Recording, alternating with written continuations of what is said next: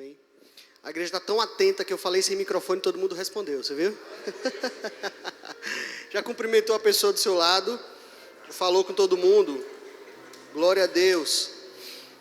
Aleluia, Deus é bom. Obrigado, os músicos, vocês podem ir. Abra sua Bíblia, por favor, em Mateus capítulo 11.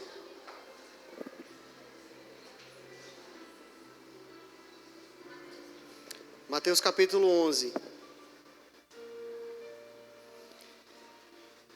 Amém?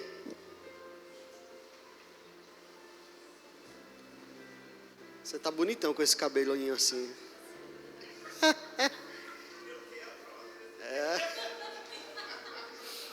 Eu já lhe disse que a calvície vem, viu?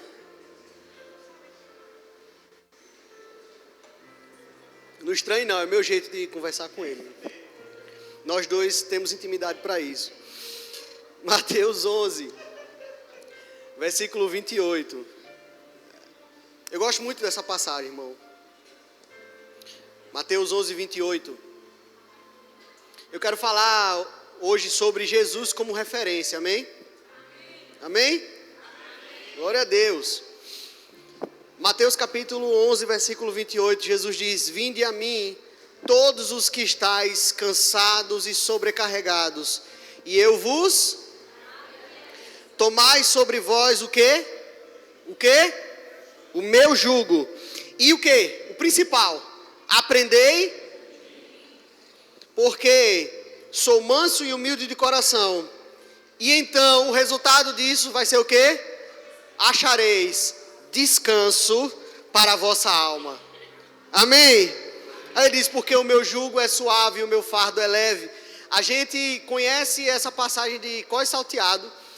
Desde que a gente aprende, antes de se converter, a gente já ouve essa passagem. Tem muita gente que não é crente ainda, mas sabe de cor. E é interessante porque às vezes durante a caminhada a gente se esquece dessas coisas. Amém? Desse princípio básico que é a chamada de Jesus para todos nós, para mim e para você. Dizendo, olhe, vinde a mim, todos os que estáis cansados e sobrecarregados, e eu vos aliviarei. Significa que todas as vezes que eu estiver cansado, sobrecarregado, todas as vezes que estiver com peso sobre mim, eu tenho aonde descarregar o meu peso. Eu tenho aonde ser aliviado e achar descanso para a minha alma. Amém? Por que ele disse que você vai achar descanso para a vossa alma? Porque a alma, enquanto sede dos sentimentos, ela está propícia a se abater, a ficar xoxa, murchar. Amém? Ficar abatida, com peso, com as dificuldades do dia a dia. E Jesus aqui faz um chamado muito interessante.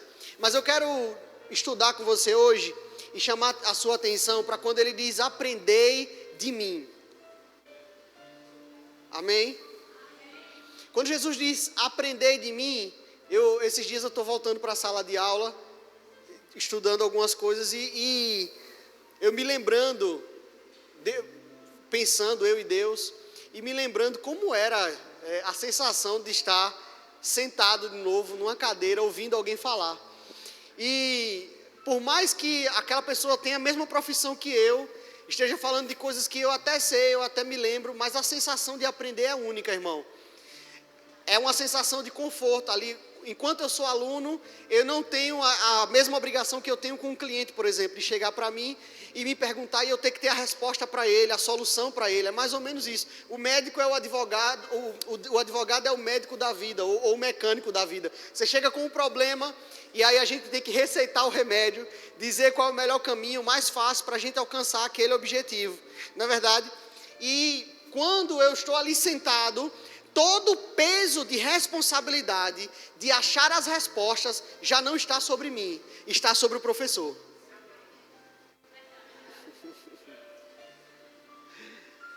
Todo o peso de responsabilidade que eu tenho na prática do dia a dia, ali naquele momento eu não tenho mais. Eu não preciso saber como eu vou chegar naquela resposta. Eu não preciso saber exatamente por que é aquela resposta. Eu tenho a quem recorrer. Eu só preciso sentar e prestar atenção naquilo que ele está me dizendo. No que ele tem para me ensinar. no que Ele tem para me entregar.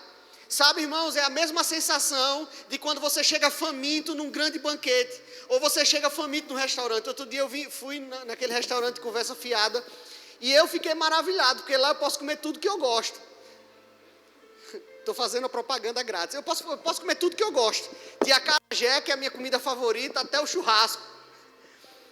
E eu disse que eu estou na Disneylândia da comida. E aí eu fui comendo. e eu cheguei com fome lá, mas a única coisa que eu precisei fazer foi sentar e comer.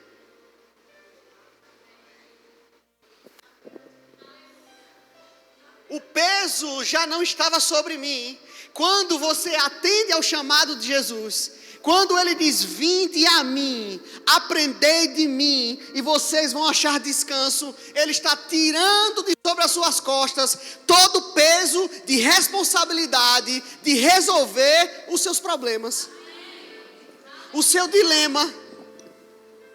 Ele está dizendo, a sua tarefa é vir até mim, porque quando você chegar aqui, eu vou te dar descanso.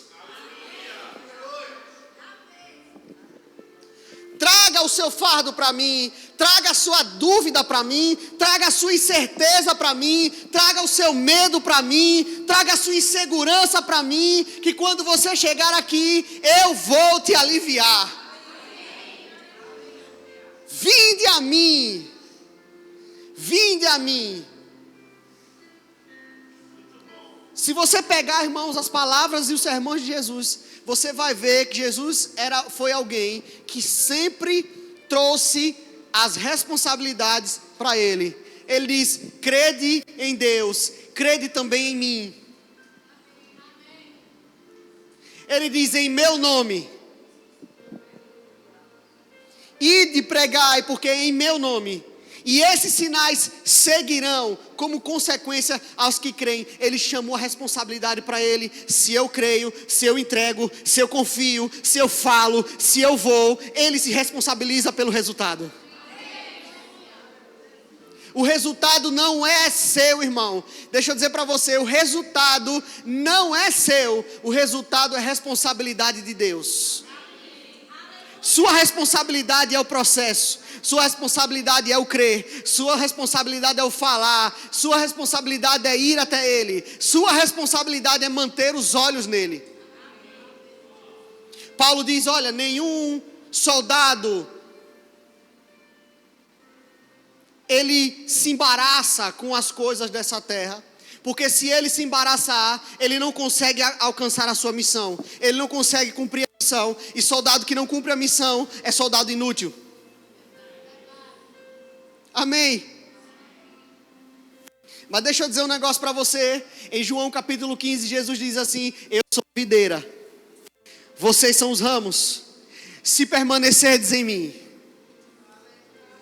se permanecerdes em mim, se permanecerdes em mim, consequentemente, obrigatoriamente dareis muito fruto. Não é você que vai fazer força para o fruto vir. Não é você que vai se espremer para que o fruto aconteça. Você não força a barra com Deus, irmãos. Não tem como forçar a barra com Deus. Não tem nada, já falei isso outras vezes aqui. Não tem nada que você faça que vai surpreender a Deus. Não há uma palavra que saia da sua boca que Ele já não teve conhecimento antes. Não é você gritar, não é você pular, não é nem mesmo você chorar, irmãos, que vai mover Deus em alguma coisa. Ele só quer que você creia. Ele só quer que você permaneça. Permanecendo em mim, dareis muito fruto. E aí ele diz, mas se for necessário, vocês vão ser limpos também. Se for necessário limpar para dar mais fruto, vai ser limpo. Mas vocês não. Aí ele olha para os discípulos, para os apóstolos, mas vocês já estão limpos com a palavra que eu vos tenho dado. Ou seja, vocês já estão prontos para frutificar agora. No dia que se chama hoje. Aleluia. Aleluia. Quando é que as coisas saem de centro, irmãos? Quando perdemos a referência. Quando deixamos de permanecer. Quando começamos a olhar para os lados.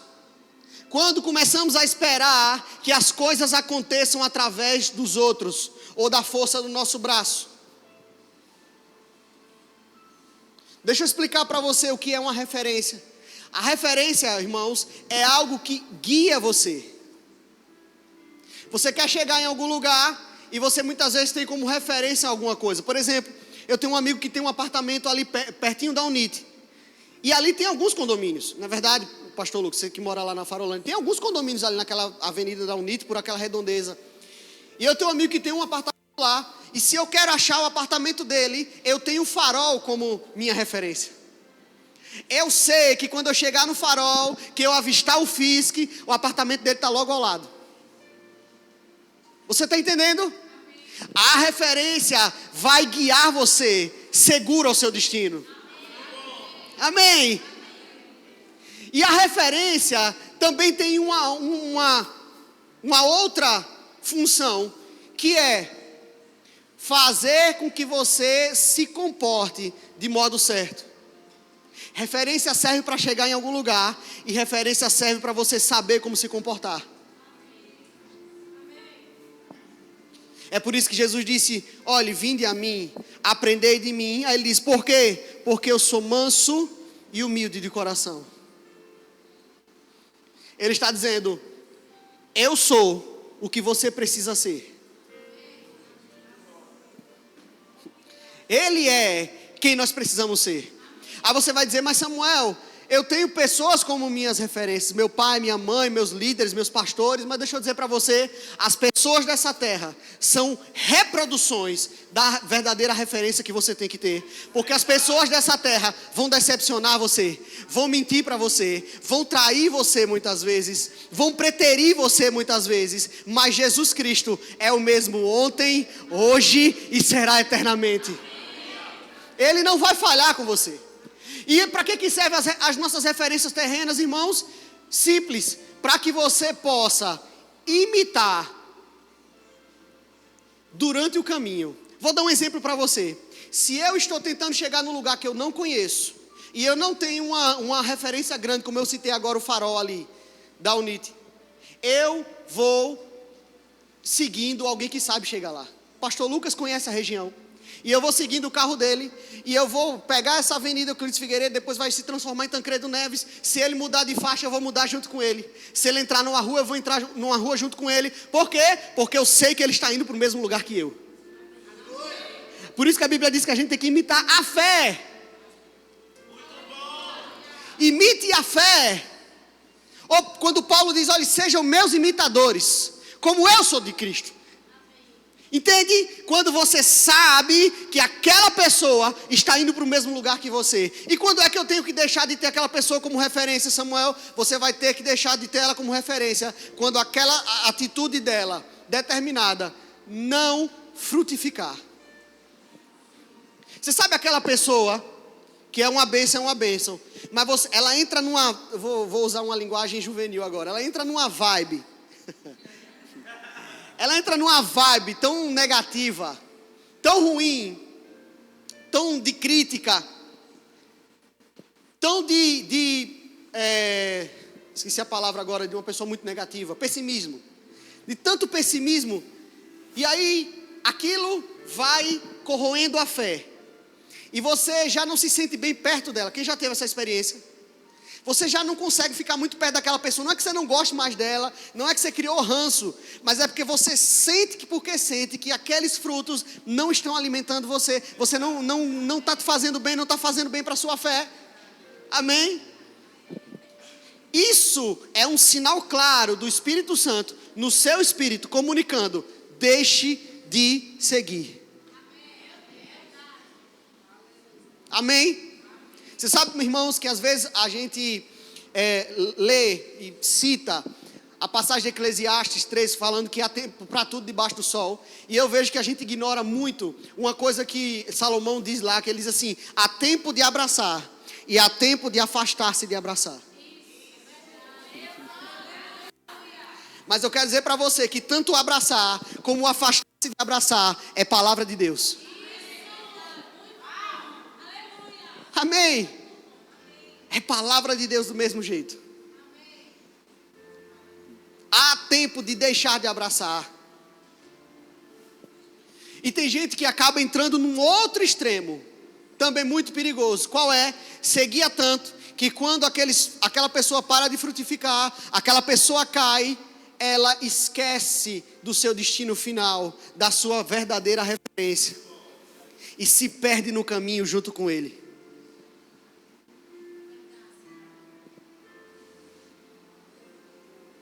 Não faça isso, irmãos. Não abandone a verdadeira referência. Não se esqueça de para onde você está indo. Paulo não se esquecia de para onde ele estava indo. Você sabe, irmãos, Paulo foi alguém que foi decepcionado. Paulo foi alguém que teve desavenças no meio do caminho. Paulo teve desavença com Pedro. Paulo teve desavença com Barnabé. É a Bíblia, não estou inventando não, viu? Você encontra isso tudo na Bíblia. Aleluia. Você já imaginou como foi para Paulo ver Pedro agindo de maneira dissimulada com os gentios e ele ter que corrigir? Porque Pedro era uma referência para Paulo. Você vai ver ele citando Pedro várias vezes. Pedro era a principal referência da igreja na época. Mas ele era homem, irmão. Como eu e como você. Se você resolver me imitar em tudo que eu faço na minha vida, você vai acabar quebrando a cara. Se você fundamentar a sua fé em mim, ou em quem eu sou, você vai acabar quebrando a cara. Você vai se perder no caminho, porque eu não sou o seu destino final. Eu até posso te ajudar a te guiar, mas eu não sou o seu destino final. Filipenses, abra comigo, eu sei que você já conhece esse versículo, não tem problema não. Abra lá comigo. Filipenses, capítulo 3, versículo 13. Vamos ler até o 16. Filipenses capítulo 3, versículo 13 ao 16. Paulo diz: irmãos, quanto a mim, não julgo havê-lo alcançado, mas uma coisa faço, esquecendo-me das coisas que para trás ficam, e avançando para as que estão diante. Ele não se esqueceu de para onde ele estava indo. Aí ele diz: prossigo para... E o que é o alvo? Para o prêmio da soberana vocação em Cristo. Todos, pois, que somos perfeitos, ou seja, completamente feitos. Quando você foi recriado em Cristo, você se tornou perfeito. O que é perfeito? Completamente feito. Não falta nada em você. Amém? Amém? Ele te recriou. Aí ele diz: nós que somos perfeitos, tenhamos este sentimento. E se porventura pensais de outro modo, também isto Deus vos esclarecerá. Mas aí ele chama a atenção da igreja, puxa aqui no 16, diz: todavia, andemos de acordo com o que já alcançamos. Opa! Eu sei que por aqui eu não devo ir. Opa, eu sei que o farol está lá mais na frente. Eu sei que eu tenho que continuar na via. Eu sei que eu não tenho que desviar a rota. Eu sei que eu não tenho que olhar para o lado. Eu sei que eu não tenho que pensar em atalho. Eu sei que eu não tenho que pensar em cortar caminho. Eu preciso manter o ritmo. Eu preciso manter o caminho. Eu preciso manter o trajeto. Eu tenho um alvo. Eu tenho um lugar para chegar. Eu tenho um destino final. Eu tenho uma parada final. E se para chegar lá eu precisar me esquecer das coisas... Você sabe que às vezes já aconteceu várias vezes isso, eu estou atrasado para chegar num lugar. Aí você sai de casa, sai em paz até, feliz, eu estou indo para tal lugar. Aí acontece alguma coisa no trânsito, alguém lhe fecha, enfim, acontece alguma coisa, você fica lá atrasado. Se você colocar na sua cabeça que você ficou nervoso, o que aconteceu, o resto do caminho, você perde a entrada da rua que deveria entrar. Você pode acabar desviando a rota, tendo que fazer um caminho ainda maior. Você pode se atrasar. Pior do que isso, você pode estragar o seu passeio, porque você vai chegar lá com outro ânimo. Aí por causa disso Paulo diz: olha, uma coisa eu faço, me esquecendo do que para trás fica. Se esqueça, irmão, esqueça do cheiro. Esqueça do tom de voz. Esqueça da cara, esqueça do palavrão, do adjetivo. Esqueça da palavra que doeu, que machucou, que feriu. Esqueça do não. Esqueça da porta na cara. Esqueça da falta de empatia. Esqueça da falta de oportunidade. Esqueça da injustiça. Esqueça. A Bíblia diz que nós temos que deixar todo peso e pecado, para que a gente possa correr a carreira que nos está proposta. Peso e pecado. Pecado é pecado, todo mundo sabe o que é. Mas peso, irmãos, pode ser um sentimento, uma lembrança, uma palavra. Deixando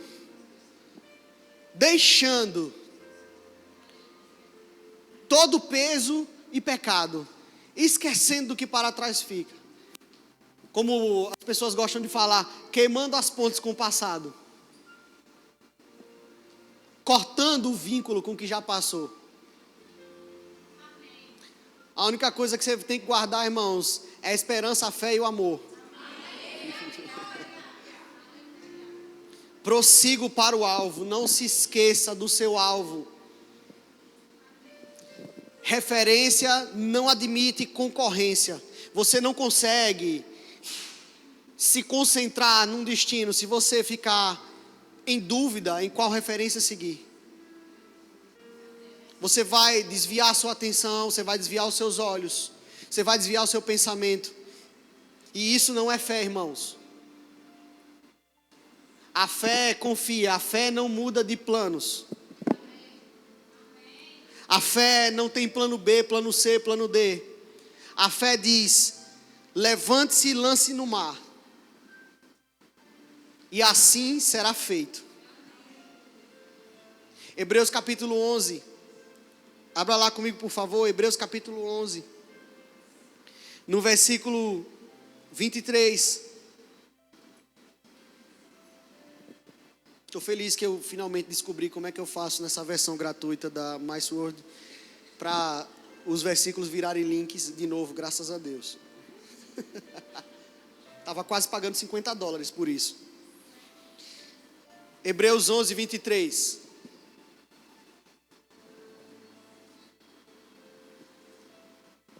Hebreus 11, 23.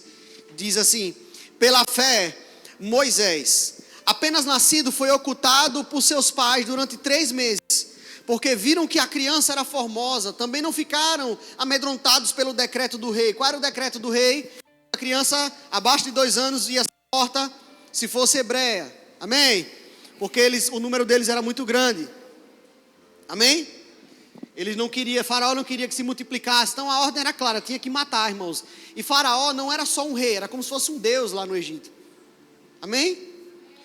E aí a Bíblia diz que eles não ficaram com medo do decreto, mas Moisés, preferindo ser maltratado junto com o povo de Deus, a usufruir prazeres transitórios do pecado. Aleluia, preste atenção nisso. Moisés poderia desfrutar de toda a riqueza do Egito. Ele poderia querer desfrutar de toda a riqueza, todas as benécias de ser da família real. Mas ele preferiu abrir mão de tudo isso. Você não pode ter 2 alvos. Alô, você não pode ter 2 alvos. Eu já vi gente que abriu mão do propósito de Deus porque queria um relacionamento. Porque achava que tinha que saciar a sua lacuna emocional no relacionamento. Ou mesmo que seja sexual. Já vi gente que perdeu o alvo porque achou que deveria exercer ministério X. Que deveria entrar no ministério no tempo X.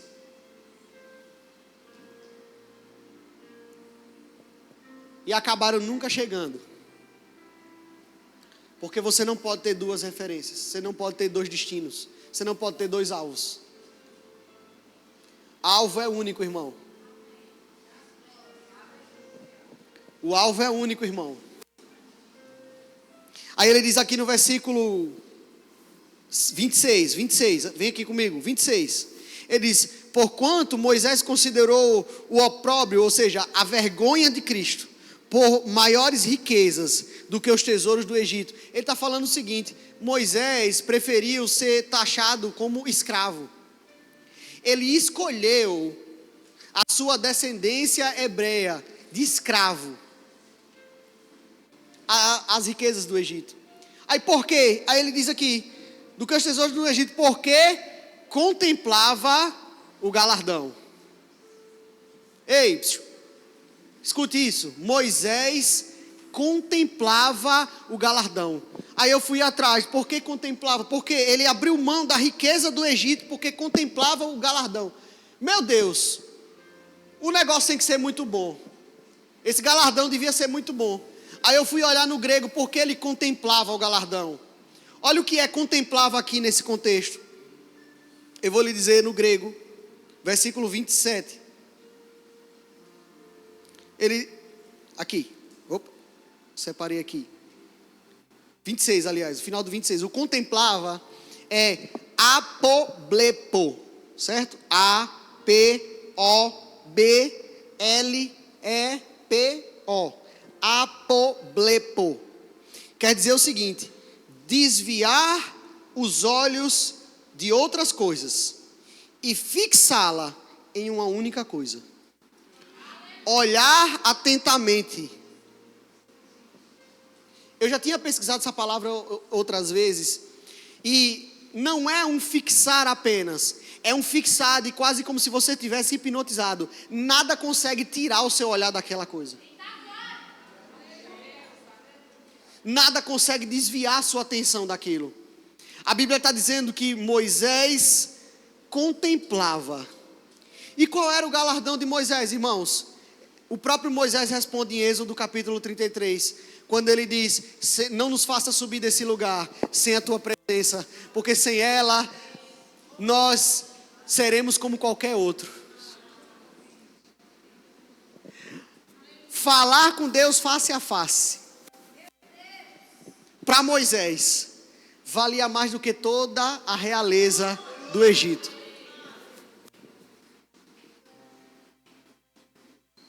Ele tinha um alvo, e ele não abriu mão disso.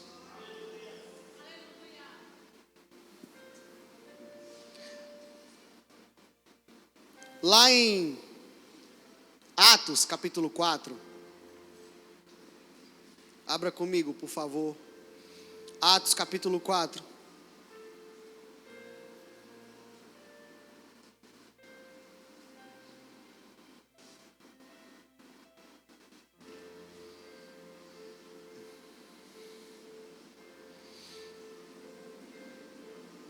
Aleluia. Atos capítulo 4, versículo 11.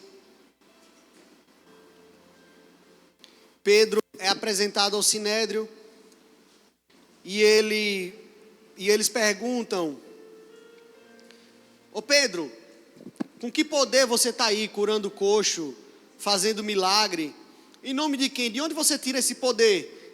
Dê explicação para ver se não é bruxaria ou outras coisas. E Pedro dá essa resposta, versículo 11, ele diz assim: este Jesus é a pedra rejeitada por vós, os construtores, a qual se tornou a pedra angular. E não há salvação em nenhum outro, porque abaixo do céu não existe nenhum outro nome dado entre os homens pelo qual importa que sejamos salvos. Sabe por quê? Irmão, sabe por que Pedro falou isso para os judeus? Porque o Salmo 118, não precisa abrir, mas no Salmo 118, versículo 22, o salmista vai falar sobre a pedra que foi rejeitada pelos construtores. E aquela pedra que eles acharam que não ia usar levantando aquele muro, acabou se tornando a pedra angular. O que é a pedra angular? A pedra angular é como se fosse uma pedra vou botar no popular, uma pedra de duas pernas. que eles usavam, era uma técnica de construção. E ela formava um ângulo, por isso que pedra angular. E com isso, era possível levantar 2 paredes. Você está entendendo? Eu quero levantar essa parede aqui na junção, que hoje provavelmente vai ter uma coluna, teria uma pedra angular. E essa pedra angular era colocada para que ela fosse a referência de como o muro deveria ser levantado. O prumo, a direção e o equilíbrio do muro dependia de você seguir ou não a direção da pedra. A pedra angular determina o crescimento e a forma do crescimento da construção. E ele está dizendo, Jesus, ele é a pedra que vocês rejeitaram. Vocês desprezaram.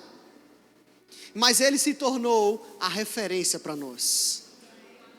Porque não há outro nome debaixo do céu pelo qual importa que sejamos salvos. Não há mais nada que nos importe aqui nessa vida, além de cumprir. Eu só preciso manter os meus olhos contemplando Ele. Lá em Isaías capítulo 45, se você quiser, abra comigo por favor, Isaías 45. Deus usando a boca do profeta, ele diz assim, Isaías 45, versículo 22.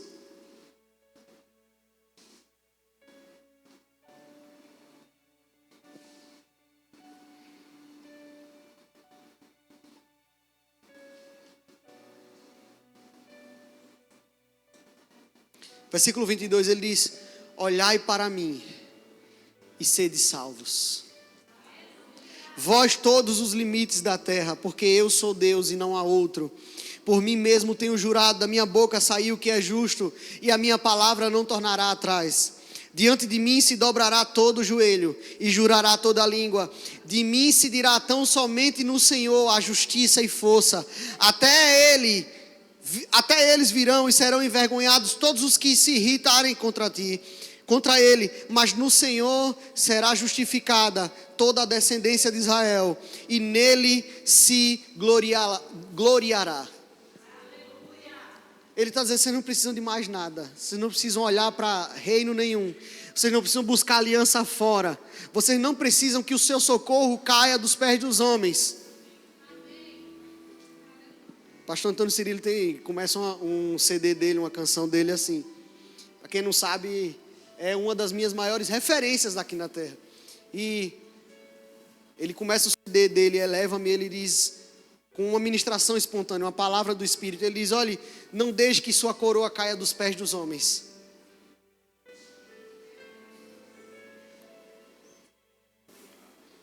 Não deixe que sua coroa caia dos pés dos homens. Não são eles que determinam quem você é, quem eu sou, para onde nós vamos. Antes que chegássemos ao ventre das nossas mães, Ele escreveu todos os seus dias. Você pode parar e pensar nisso por 30 segundos. Antes que você chegasse no ventre da sua mãe, antes que você estivesse lá, Ele já tinha escrito todos os seus dias.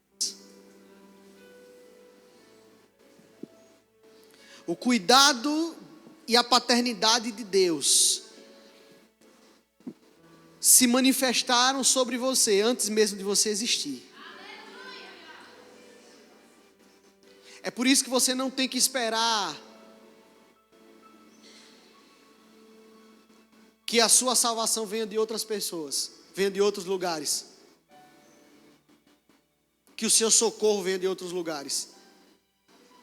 Porque a paternidade de Deus, o seu infinito amor, a sua bondade para com você, já se manifestaram antes mesmo que você fosse gerado.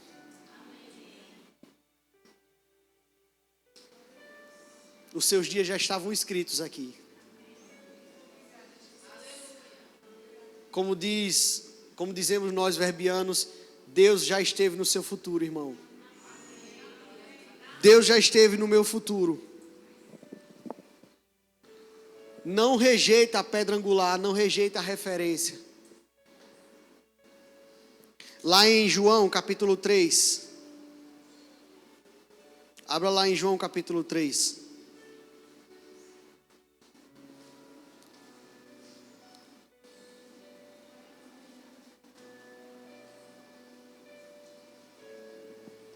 Versículo 14, Jesus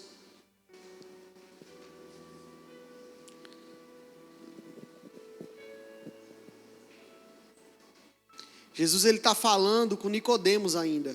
A galera também costuma parar o diálogo de Jesus com Nicodemos quando ele fala sobre nascer de novo, né? Nicodemos pergunta: porventura eu posso voltar ao ventre da minha mãe? Ele diz: não, você é mestre em Israel, não sabe o que é nascer de novo, tal. Mas o diálogo continua, amém? Na calada da noite, porque a vaidade de Nicodemos não deixava que ele procurasse Jesus para fazer pergunta à vista dos outros. Então ele procurou na calada da noite. E aí Jesus continua o diálogo com Nicodemos. E Nicodemos, como doutor da lei, conhecedor da lei, de toda a história de Israel, do Pentateuco, Jesus faz questão de fazer essa referência a ele, de algo que aconteceu lá no deserto, depois que o povo saiu do Egito, que começou a pecar no deserto, começou a murmurar contra Deus. A Bíblia diz que serpentes saíam e picavam e as pessoas estavam morrendo. Amém? Para quem não sabe, tem serpente no deserto, certo? Tem cobra no deserto. E Jesus diz aqui no versículo 14 o seguinte: e do modo porque Moisés levantou a serpente no deserto, assim importa que o Filho do Homem seja levantado, para que todo aquele que nele crê tenha a vida eterna. O que é que Jesus está falando? Que aquela serpente de prata, vou continuar a história para quem não conhece, as cobras estavam matando as pessoas, picavam, a pessoa morria, muito peçonhentas, e a Bíblia diz que Moisés foi orar e perguntar a Deus: o que é que eu vou fazer para salvar esse povo? Porque era assim, eles pecavam, vinha juízo, Moisés ia lá, intercedia por eles, Deus dizia como era que eles iam cobrir o pecado. E Deus disse para Moisés: olhe, faça uma estátua de uma serpente de prata e coloque ela no meio do arraial, um lugar onde todo mundo possa ver. E vai suceder que quando uma serpente picar uma pessoa, aquela pessoa olhe para a estátua da serpente de prata e ela vai ser salva da morte. O veneno não vai mais fazer efeito, ela vai ser salva. E Jesus disse: olha, assim como Moisés levantou a serpente de prata no deserto, para que todo aquele que olhasse para ela fosse salvo da morte, assim convém que eu seja levantado entre os homens, ou seja, eu seja a referência de salvação. Todo mundo que olhar para mim, todo mundo que crê em mim, vai ser salvo.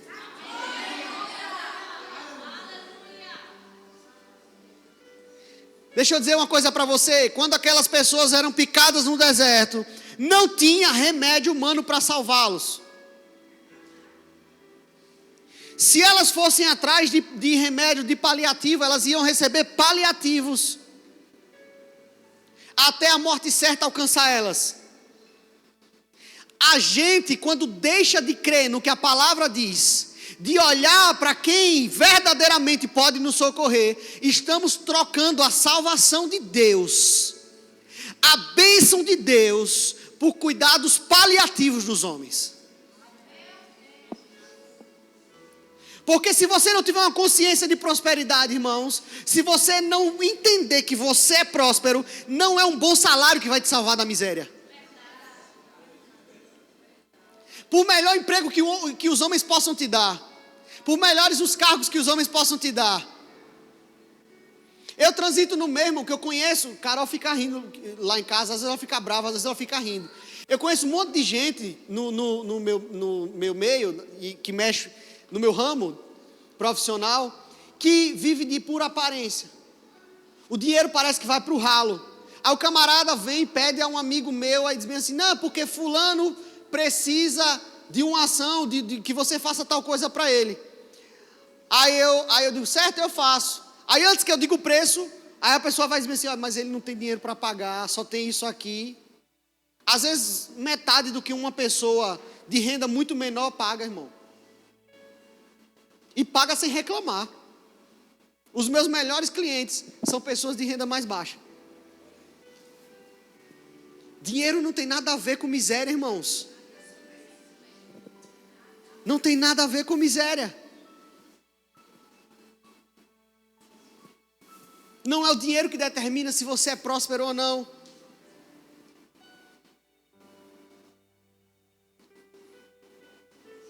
Você procurar a primeira pessoa para você se relacionar, que sorriu, que quis você só está buscando um cuidado paliativo.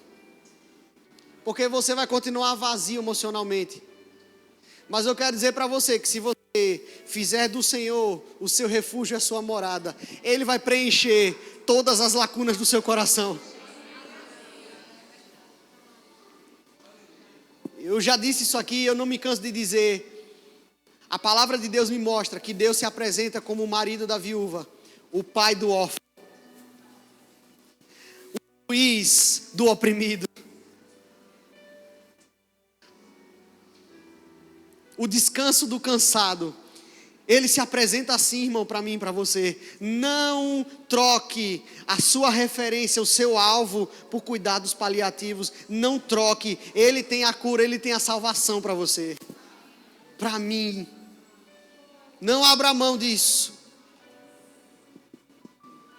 Não olhe para o lado, olhe para Ele. Contemple. Creia no que Ele diz, olhai para mim e sereis salvos. Sereis salvos. Não tem meio termo, irmão, não tem si no meio do caminho. Se você crer, você vai ser salvo. Se você permanecer, você vai frutificar. Não tem como dar errado. Não tem como dar errado. Amém? Você está aqui ainda?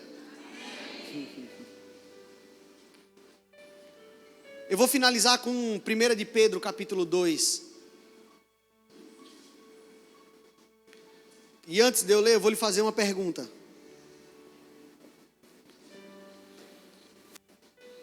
Quando a Bíblia registra que uma pessoa disse a mesma coisa em mais de uma ocasião, isso significa que aquilo era importante para aquela pessoa ou não? Você está entendendo? Vou explicar, trocando em miúdos. Quando a Bíblia registra que Jesus falou, aquele que crê em mim será salvo, aquele que crê em mim será salvo, não será condenado, não passará pelo fogo, etc. Significa que para Jesus, essa mensagem era importante ou não? Amém? A gente viu o apóstolo Pedro falando lá no Sinédrio, diante dos judeus. Ele estava falando para os judeus. Olha, ele foi a pedra rejeitada, que se tornou a pedra angular. Não foi isso? Não foi isso? Agora ele está escrevendo para a igreja. Essa carta aqui é para a igreja, para os crentes, para mim e para você. Amém? Diga para a pessoa do seu lado. Diga, é para você.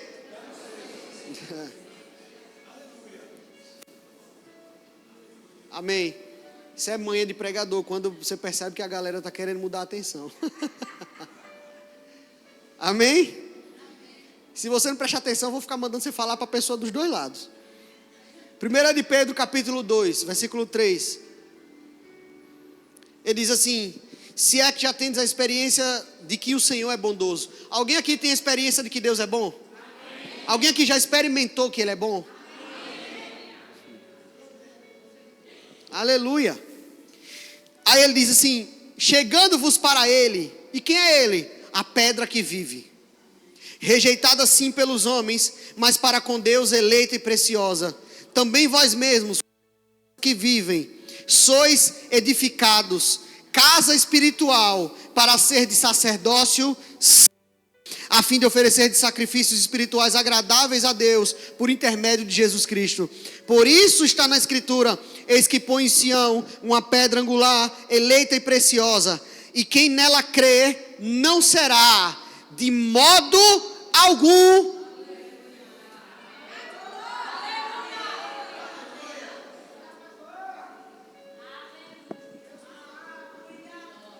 Aleluia.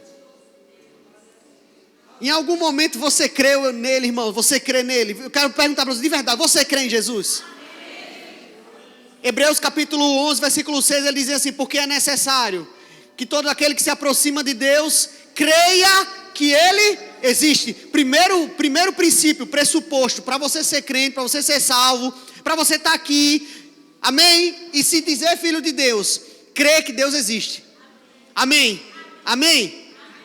E ele está falando isso porque ele começa dizendo que sem fé é impossível agradar a Deus, não é assim? Sem fé é impossível agradar a Deus. Por quê? Porque é necessário que todo aquele que se aproxima de Deus creia que Ele existe e que também Ele é presenteador, galardoador, pagador daqueles que o buscam. Então eu pressuponho que se você está aqui recebendo essa palavra é porque você crê, amém, irmão? Mas a Bíblia diz que se você crê, não será envergonhado.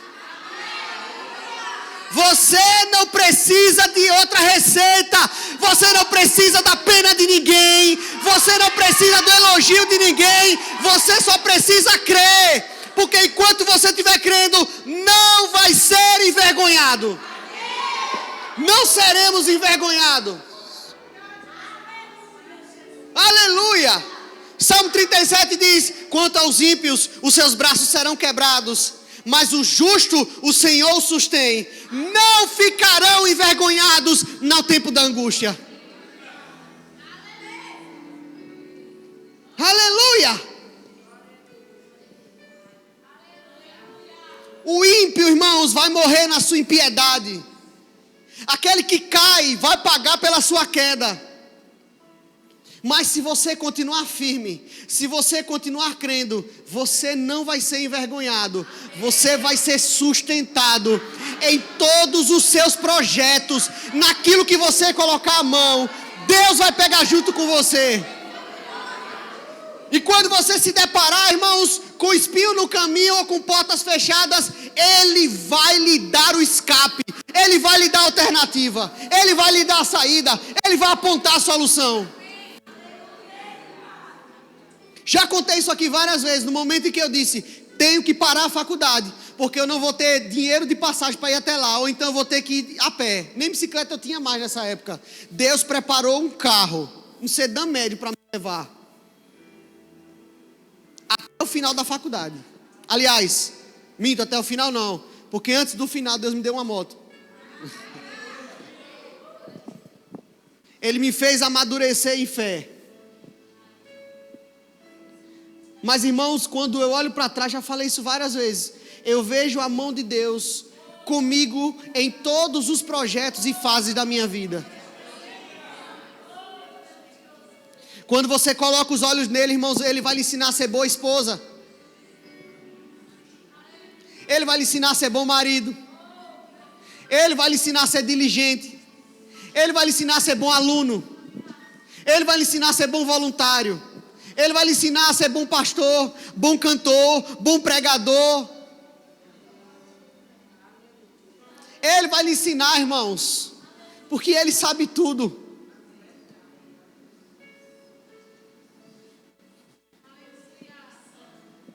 Quem sentou para ensinar alguma coisa a Deus? A Bíblia diz que Ele sentou e ensinou a sabedoria. A sabedoria é aluna de Deus. Se você pegar Salomão ou os homens mais sábios que já existiram,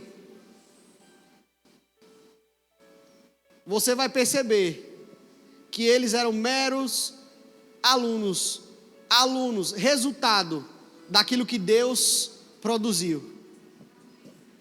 A gente vê o tempo todo a ciência descobrindo coisas que a Bíblia já dizia. Invariavelmente, o homem tem que assinar o seu atestado de incompetência e falência diante de um Deus todo-poderoso que mede as águas com a palma da sua mão. Você sabia que Isaías capítulo 40, a Bíblia diz isso? Que Ele mede as águas com a concha da sua mão, irmãos. que a porta que Ele abre ninguém fecha, a que Ele fecha ninguém abre, e que não há quem possa escapar da mão do Senhor. Que conta os fios de cabelo da sua cabeça. Aleluia. Esse é o nosso Deus. Essa é a minha referência. Ele me ensinou, Ele está me ensinando a ser pai. Ele está me ensinando a ser marido. Criado com 4 mulheres. Não tinha referência masculina para mim. Mas Deus me ensinou a ser homem. Deus me ensinou a ser marido. Deus está me ensinando a ser pai.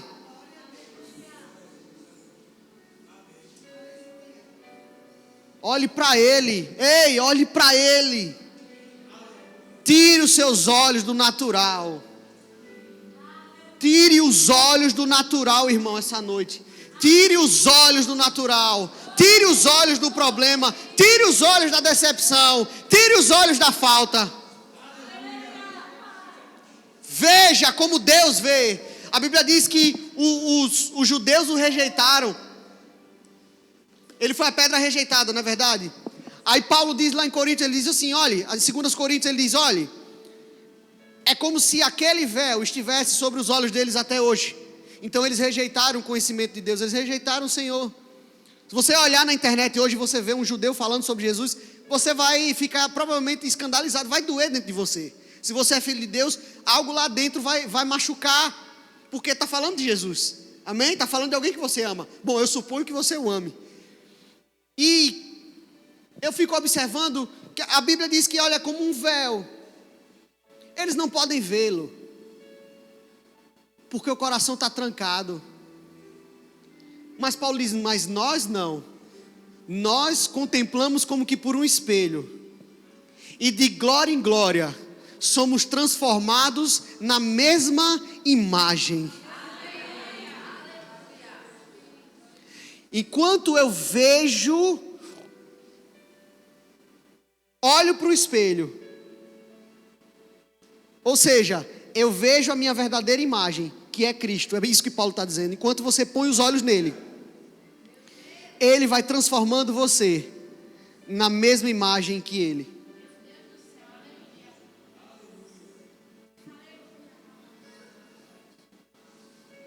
Saia do natural, irmão. Deus quer coisas maiores com você. Deus falou com pessoas aqui. Deus quer coisas maiores com você. Deus quer você subindo outros níveis.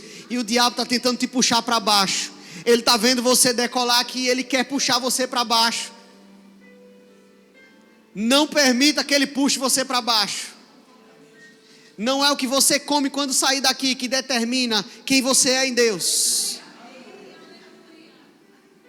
Porque eu várias vezes falei sobre prosperidade aqui e só tinha um bocado seco, um cuscuz sequinho para comer em casa. Mas botava dentro do vaso de margarina e mexia para comer, para ver se descia. Várias vezes.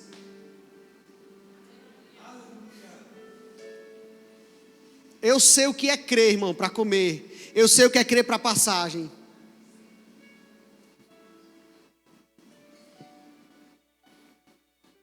Se Deus me colocou lá no meu trabalho hoje, se eu trabalho lá com aquelas autoridades, é porque Ele tem um propósito para mim. E porque em algum momento eu reconheci que só Ele podia me levar. É Ele quem faz você chegar. Mas eu não tenho competência, olha para mim, eu nem posso, olha para minha aparência, como eu sou. Se dependesse de você, realmente você nunca ia chegar. Mas a Bíblia diz que o Senhor, Ele faz os nossos pés como os da corça.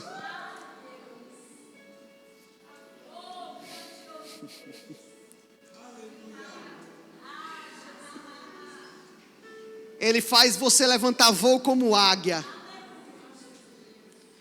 E alcançar aquilo que você sozinho jamais poderia alcançar.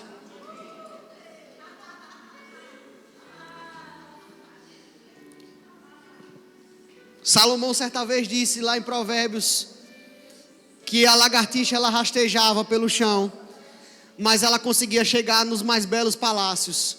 O dia que eu li aquele versículo, eu mudei a minha mentalidade, irmãos. Aquilo ali cravou dentro do meu peito. Eu disse, ora, se a lagartixa consegue chegar, quanto mais eu que sou filho. Aleluia. Você é filho, você é filha. É Ele quem te faz chegar, amém? Acho que agora eu posso encerrar. Pai, eu libero em nome de Jesus uma palavra sobre meus irmãos, de uma nova mentalidade.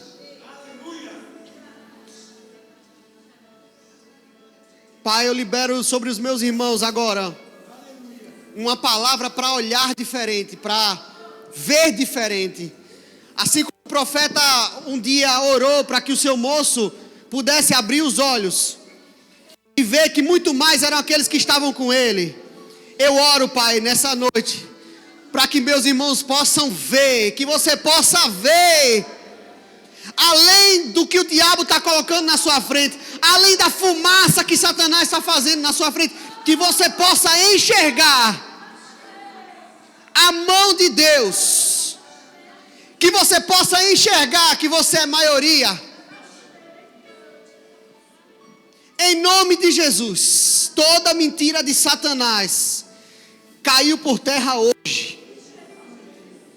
Pessoas se levantando em fé, Pai, desbravando em fé, em todas as áreas. Em nome de Jesus. Diabo, você perdeu essa noite. Você perdeu. A sua mentira caiu hoje. Ele foi desmascarado hoje.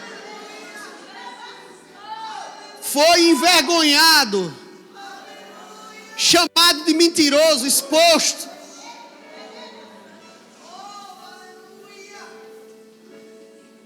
Gente que estava achando que não era amada, que não era vista, que ninguém gostava. Deus vai começar a levantar pessoas, dizer que se importa com você.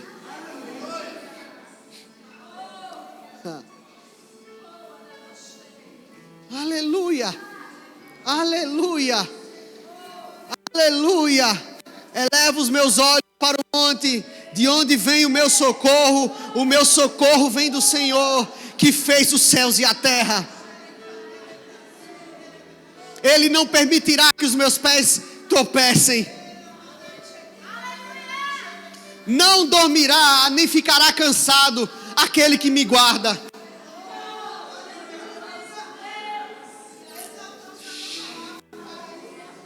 Oh, aleluia, aleluia, aleluia. A majestade de Deus, irmãos, se impõe nesse lugar, sobre toda mentira das trevas, sobre todo sintoma, sobre toda falta, sobre toda consciência de pecado, de condenação. A majestade de Deus. Aleluia.